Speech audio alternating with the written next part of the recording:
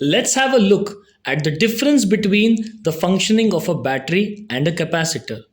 I have a simple circuit over here,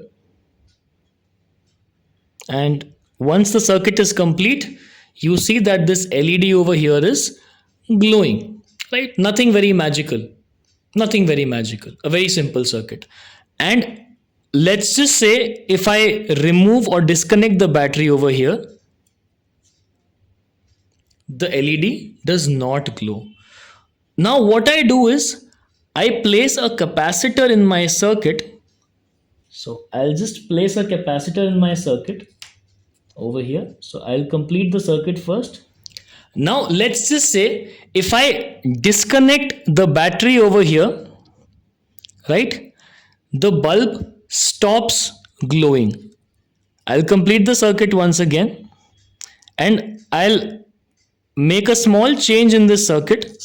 I will try to add a capacitor in this circuit. I'll try to add a capacitor in this circuit. So my circuit is ready over here. And what I do is I will try and add a capacitor in this circuit. And let's see the difference. Let us see what happens if I insert or introduce a capacitor. Yeah.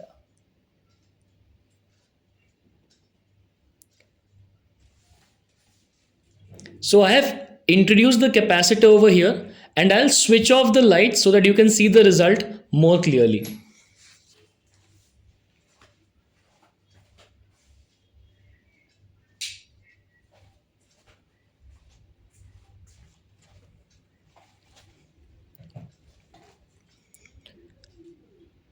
Now once the lights are off, I will disconnect my battery,